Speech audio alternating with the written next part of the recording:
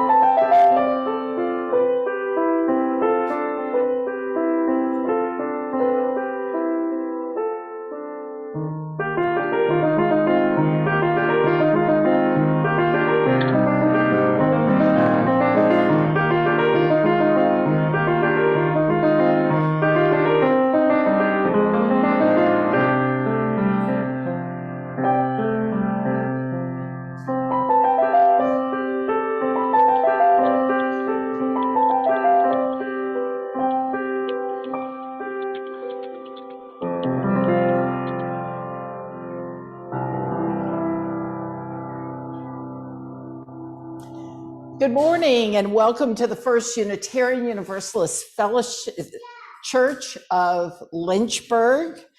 I had a time warp there. I was in a different community. We're glad you're here, whoever you are, whatever your beliefs, whatever your age, and whomever you love, you are welcome here.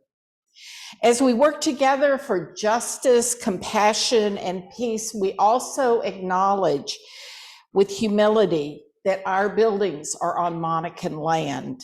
My name is Terry Bailiff. I'm the professional minister of this congregation, but I share the ministry with all the members and friends of this community. If you're here with us for the first time, we're glad you're here to participate in the service for our congregation that we love. If you'd like to receive our monthly newsletter or Friday e-news, please fill out the virtual visitor card, which is in the little packet on the back of the seat in front of you. Or you can fill one out on our website, uulynchburg.org, under Sunday services. We also want to invite you to our newly resumed social time, coffee time, after the service with goodies and a chance to meet folks. Please take note of the announcements in the bulletin, and if you're on Zoom, you'll find them in the Friday e-news. This afternoon is our second annual Interfaith Craft Fair. It starts at 1 p.m. at Peakland Baptist, and I'm happy to say that by popular demand, Bob's Bourbon Balls will be for sale. You can eat one, but if you eat two, you should probably not drive. So it's going to be a lot of fun. And for those of you who, when you heard the first announcement, thought Elsa was going to be at church that Sunday, I apologize. Time and space are different when you're 5 or 6 or 7. But this afternoon at Peakland Baptist, Elsa will be there. I also want to enlist everyone's support. For the last 50 years, the Lynchburg religious community has come together on Thanksgiving morning to worship together. The focus is now on unity and understanding rather than a focus particularly on Thanksgiving. The synagogue has invited all the communities to have the service there. It'll be Thanksgiving morning at 9:30. I'll be out of town, so I know I can count on lots of folks to be there and support, especially the synagogue this year after the death of Rabbi Nyman a few months ago. So in advance, I thank you. So now let's just sit and take a couple of deep breaths, leaving outside all that might be pulling on us, keeping us from being fully present.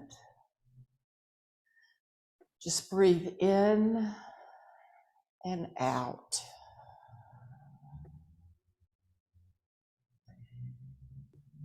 As we enter our time of worship, we light the flame of our chalice, sharing these words. May the light we now kindle inspire us to use our powers to heal and not to harm, to help and not to hinder, to bless and not to curse, to serve you, O Spirit of life. I invite us all now to gather, to rise in body or spirit as we sing hymn number 347, Gather the Spirit.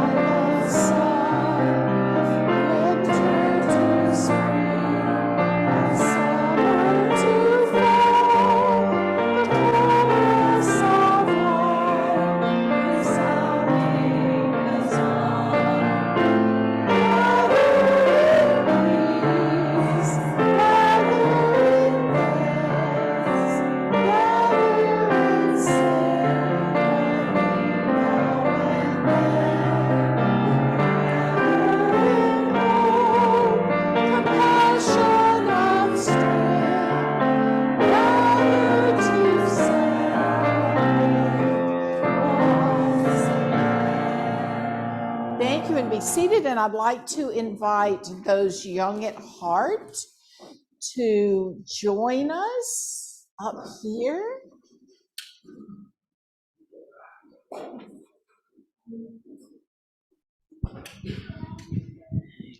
Good morning.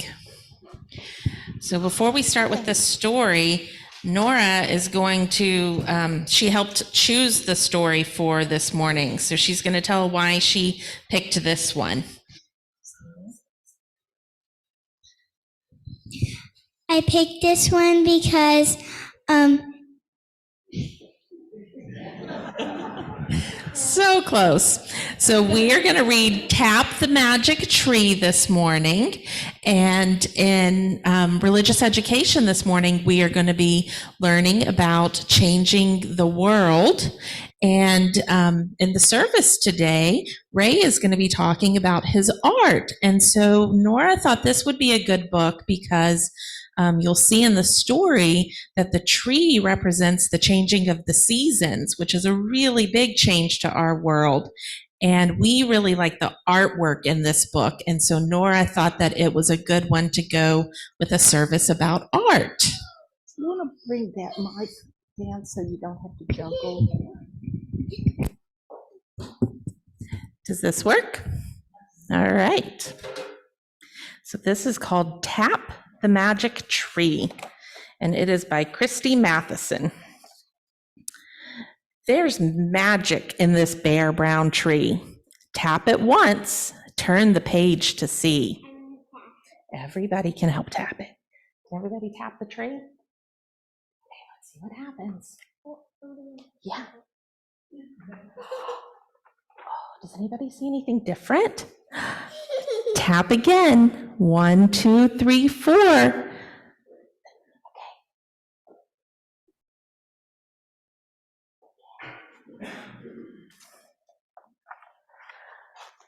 Now, tap again, even more. Look, it's starting to get some leaves on it.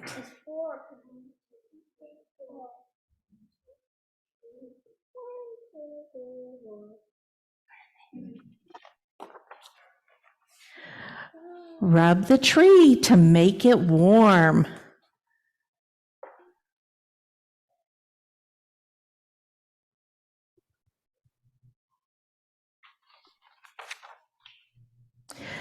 Touch each bud and see what forms.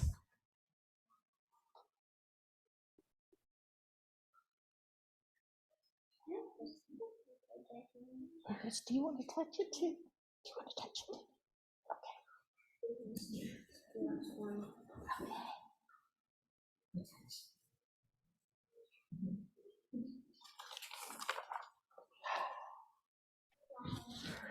Give the tree a little jiggle.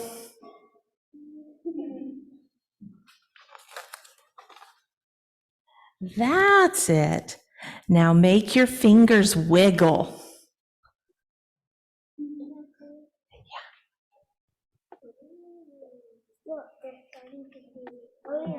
They're darkening up. Good job. Brush away the petals with a swish. And blow the tree a tiny kiss.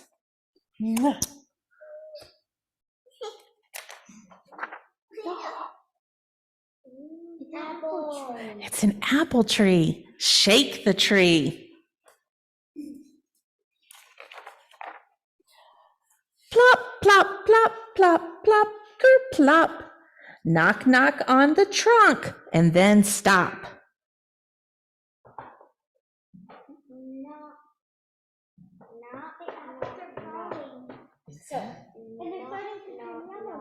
Yeah.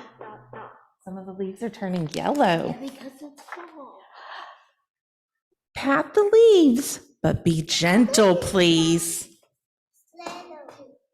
Can we be a little more gentle? You did. Nora, can you pat the leaves gently? Nice.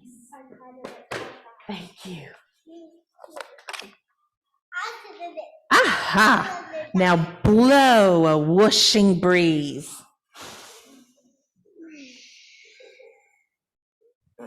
Oh my goodness.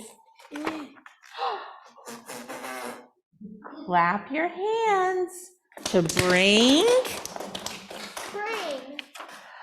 the snow. Yeah. Not yet. First, we have to get to winter. Okay, be patient. My sleeve? Is that my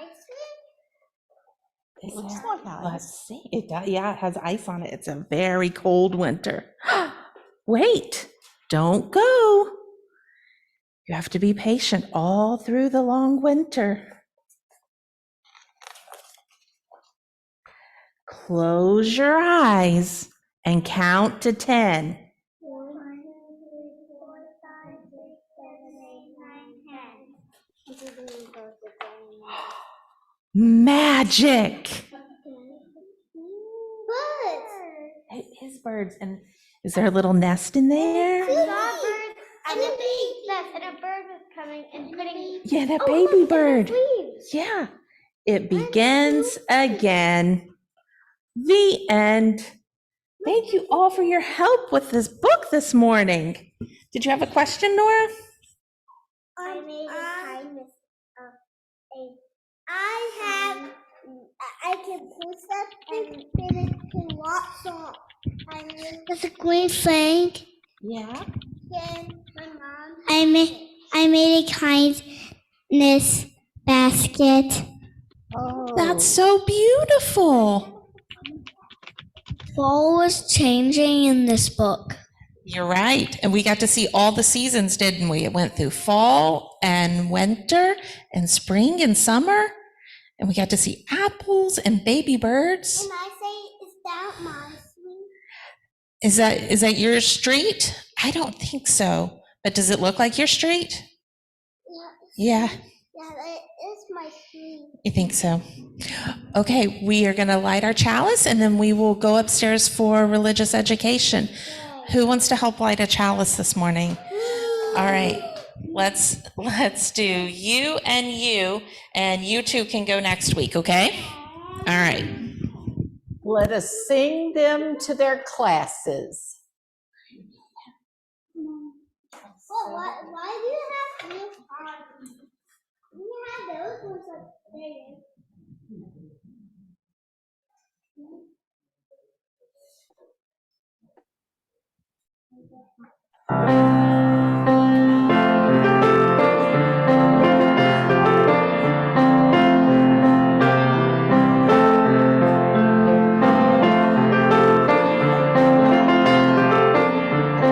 Walk around here.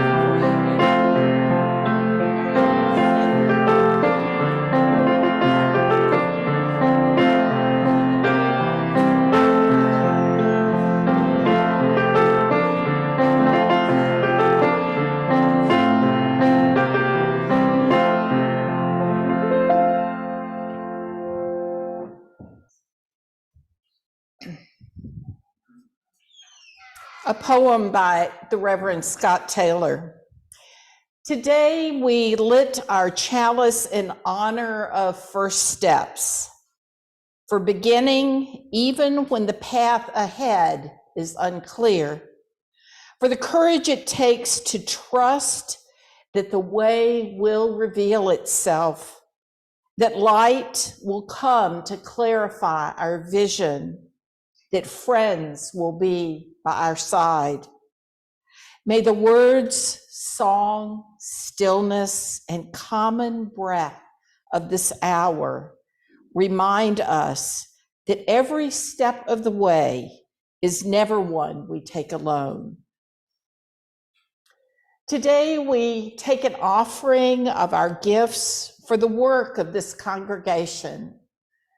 The monetary support of our members and friends, along with the generous gifts of time and talent and work, make our congregation possible.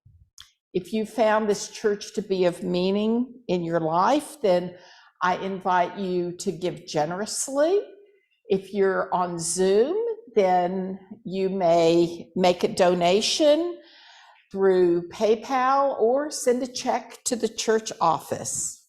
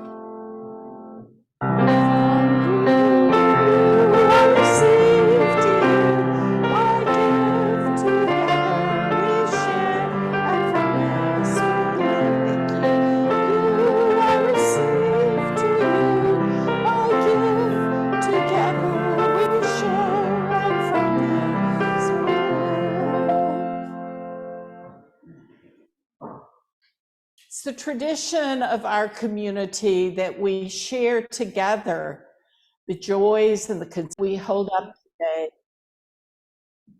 all the joys and the concerns that are part of our lives. For the beauty of the earth, the blessings that we receive because we live in this very special place on earth. We hold up today the welfare of our nation, that all our elected officials may serve the highest good for all people in their communities and in our nation. We hold up today those who are ill in mind, body, or spirit, that they may find healing and wholeness. And we work together to seek clarity, to discern the work that is ours to do in the world, so that we can build the beloved community, making more peace, justice, and love become a reality. This we ask in the name of all that is sacred. Amen.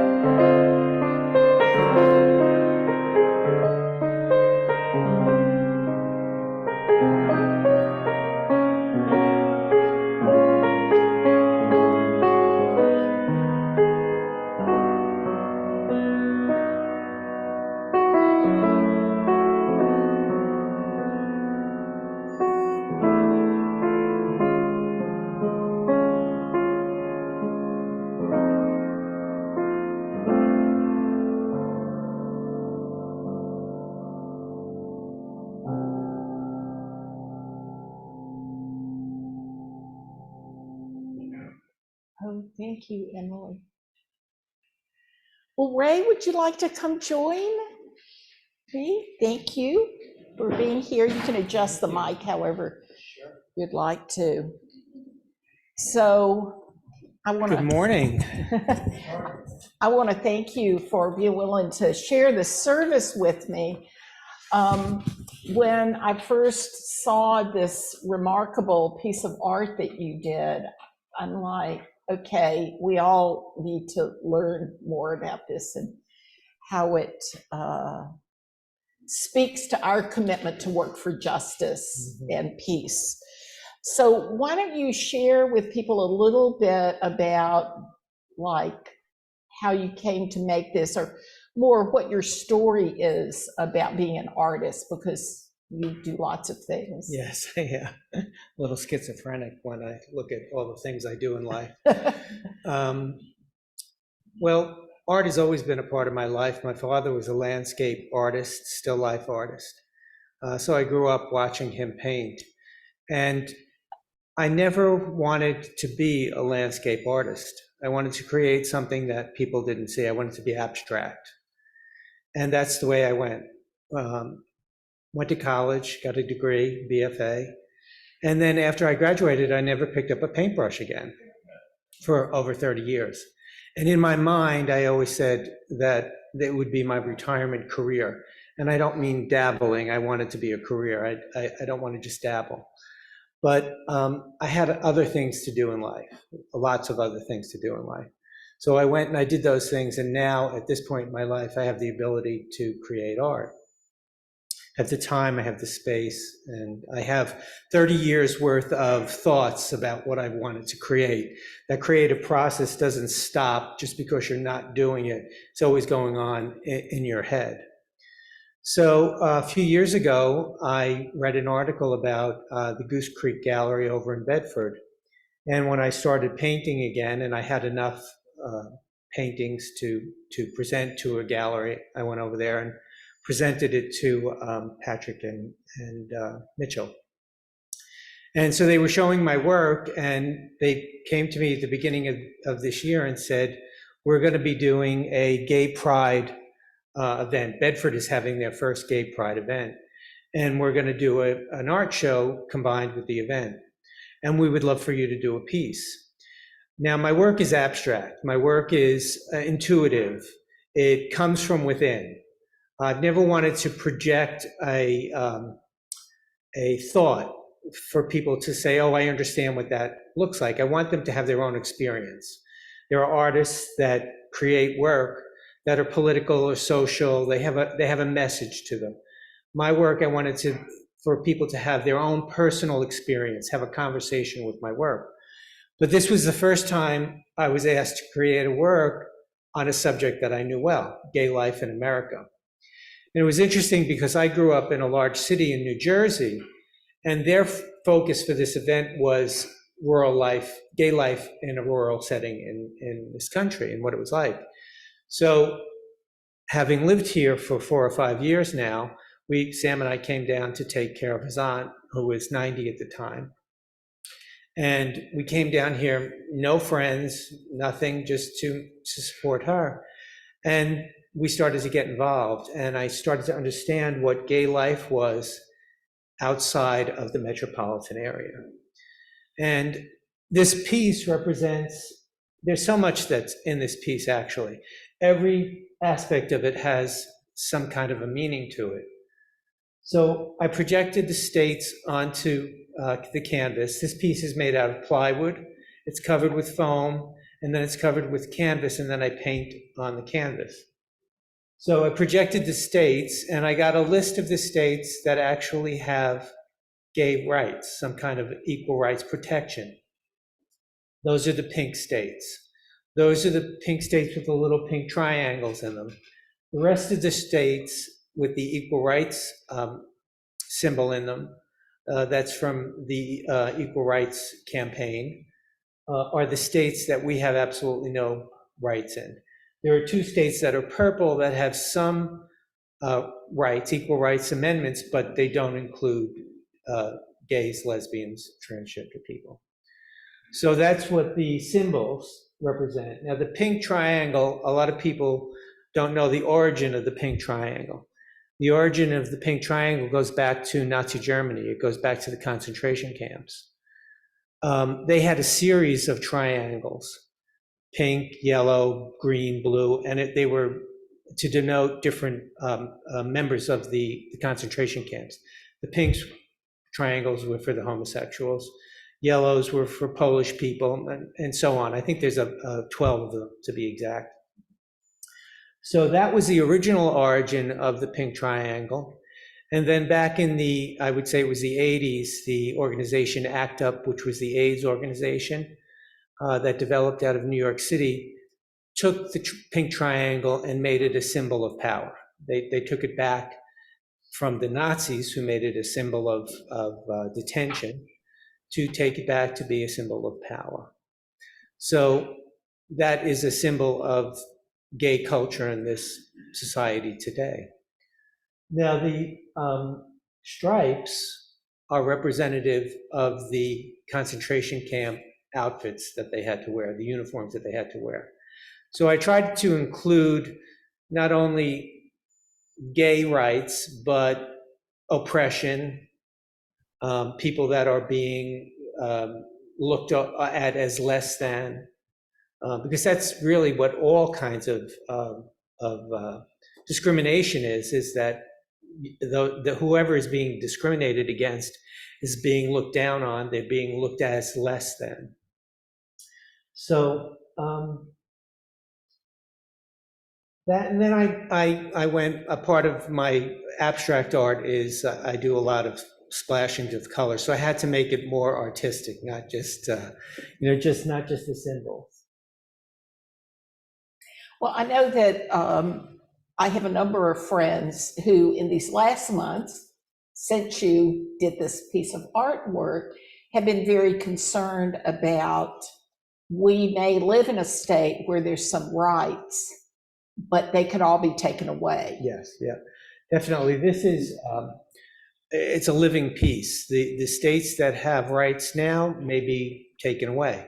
Obviously, Virginia is one of those states. We have equal rights and protections in Virginia, but since the ruling party has changed, those rights could be taken away at any time. And obviously, the states that don't have any equal rights protections, those could change to be states that would have equal rights protection.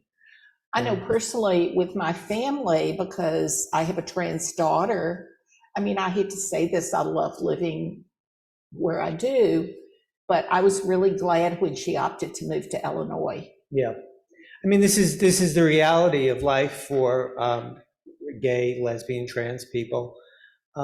We have to pick where we're going to be safe, where we're going to be recognized, where we're going to have rights. And it's not an easy thing to do. Sam and I, again, moved down here to take care of his aunt, and we were met with some not so nice experiences at the beginning. Nothing really horrible, but it was a shock. It was really a shock. I'd never really experienced that form of discrimination. And of course, here it's basically religious discrimination. And having been a minister, Sam and I both ministers, he was a pastor of a church for 25 years, having God and the Bible used as a battering ram against you is just, it's unbelievable. It just really is unbelievable that is the reality. I mean, religion is used as a battering ram, again, to put down anybody that is perceived as less than. Well, I know I've shared with you, I came up with this sort of mantra that for you, art is very personal. Oh, definitely, yeah. But art can also be political because there's so many artists who want to make a political statement. I mean, look at the protests around the world right now. But also art is personally political in a lot of ways because it pulls up some of our deepest held fears and hopes. I remember you shared with me once about one abstract art piece that Oh, you yeah. did, and two people had dramatically Yeah. different responses to Yes. that. Yeah, I realized early on, this was right after I graduated college back in the mid 80s, that I had really no power over how anybody was going to perceive my art. You know, I could make a piece like this that had a meaning to it, but it may not be the same meaning to everybody else. And this was a particular piece. It was a large piece. I still own the piece. It's one of my favorite pieces. It was a large piece, and it had an orange background, a yellow-orange background. It had a yellow triangle and a big white round circle. And then I took black paint and I poured it all over that. And during the opening for this one-man show that I had back then, two people came up to me. One was a young Vietnamese man, and he came up to me and he said to me, "I love that piece." He says, "It reminds me of my homeland. It reminds me of the colors of the field and the sun." He said, "And I just love it." He says, it makes me feel so good." About an hour later, an older Jewish woman came up to me and said to me, "I hate that piece. The black reminds me of the barbed wire of the concentration camps." And I mean, what do you say? It's like, "Oh, I'm sorry," you know. But, you know, I realized at that moment, once I put the brush to the canvas, I have no way how it's going to be received and I particularly don't want that. I want people to have a personal diet. Love it, hate it, indifferent, whatever it is, have your own dialogue with it.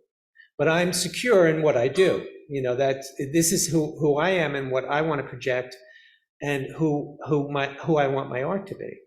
So yes, that was an eye-opening experience, really.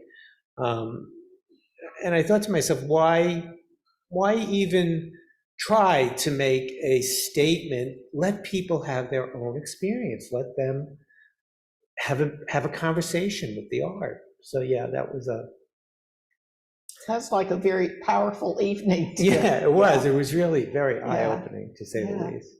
And I'm also thinking about that powerful painting, Guernica, that was painted after bombs being dropped in a little village in Spain, that, you know, we all have a voice. Each one of us has a voice and a message that we want to give to the world. And that message very often has to do with our beliefs and our ethics.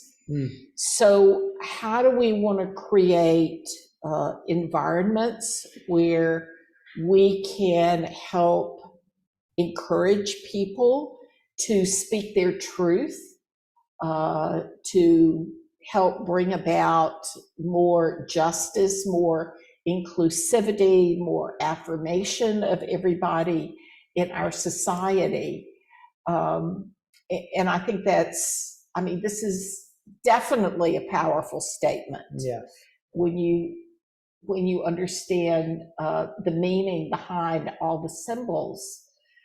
So the question is, you know, what in our lives can speak to who we are and what we believe? I think it could be, you know, something very simple like our bumper stickers that say "We live, love in the world." You know, what does that mean? And it's out there in the public. It could be the organizations that we get involved in and the work that we do in the world. Well, I think a lot of that starts with our children. You know, we see our children here, recognizing what their talents are, who they want to be in the world. You know, one of the first talks that I ever gave was on creative self-expression. And in that talk, I found out there was research that had been done. In my research, I found research that had been done that said that children before the age of 5 show traits and tendencies towards what they should be or could be in life. And if the parents follow that, their children would be much more happy and much more successful in life. And I know that, for myself, it was true. I've been in the beauty business for years, and my brother is 16 years older than I, and he would bring his girlfriends into the house, and at 3 years old, I would take them by the hand and bring them to the sofa, and I'd climb up behind them and I'd comb their hair. And I was allowed to follow that. I was allowed to follow my art. I followed my passions, and I think that recognizing other people's passions and allowing them to be who they are. This week I had a conversation with a very old friend of mine from high school who is having to raise their grandchild. And she reached out to me because she wanted to have a conversation with me because the grandchild is showing tendencies towards art, and it's a little boy, art and dance and all these creative things. And she thinks that he may have some questions about his orientation, his gender. Yeah. And she said, I want to give him whatever he needs to be whoever he wants to be in this world. So I think that's speaking to what you're saying. I think it starts with the children. I think it's recognizing in each of us who it is we Right. want to be, Right. and honoring that, not trying to suppress that or make laws that make you illegal, Right. And I think that really speaks to the importance of this congregation being here now, that there's so many people in our community who haven't been told that they can be who they are. Mm-hmm. And so we can't discount the importance of, what we say and what we do. I mean, it's a sacred responsibility. Mm-hmm. Mm-hmm. And so how we continue, each of us as individuals, how we continue to speak to love and acceptance and hope in this Lynchburg community is really important. And it also points to the future, because we also need to figure out who we want to be as a community, not only now, but planning for the future. Now, Finis, I did not, we didn't practice this, so that was not actually a plug for the pledge drive, but since it came into my brain, I'll just say that. But I think it is important. We have people who are searching. So I think each of us needs to find our own truth. And I would like for us to now share a song that I found from the First Unitarian Brooklyn Church Choir that I think speaks to this. And Ray, thank you. After the postlude, then we'll have a little bit of time if people want to ask you questions. Sure. So, David, can you share this wonderful piece of music?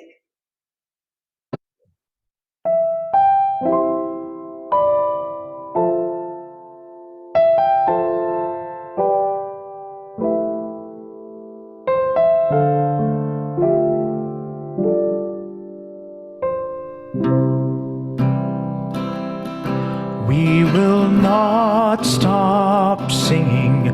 We will not stop singing. We will not stop singing till the world can hear the song, till the world can sing along. We will not stop marching. We will not stop marching. We will not stop marching till the world can hear the song, till the world can sing along,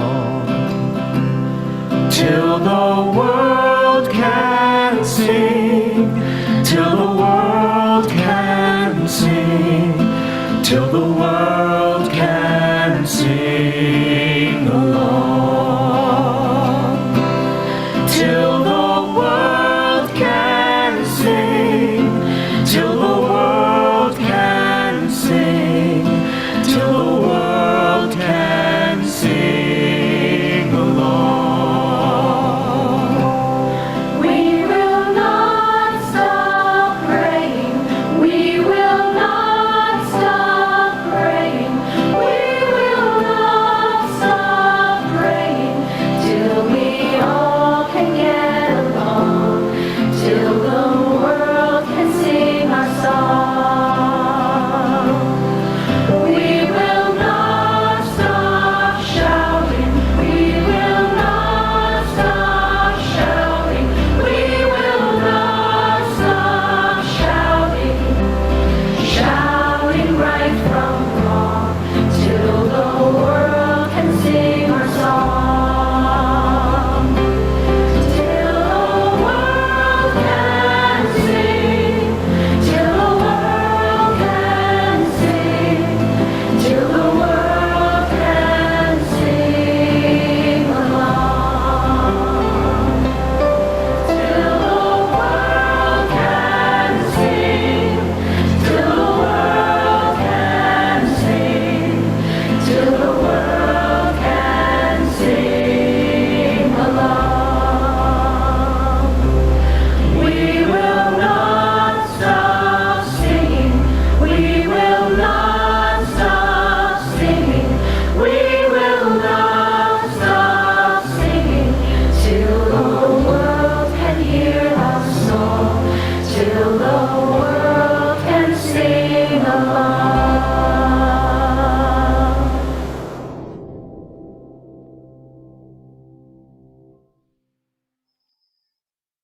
Reflecting on the election, on our commitment to supporting our LGBTQIA sisters and brothers, how are we called to live our beliefs and ethics now in Lynchburg? Does our election call us to new activism for justice? What steps are we called to take? I don't have any clear answers right now, but I do trust that we working together can find some answers and that we are committed to finding new paths.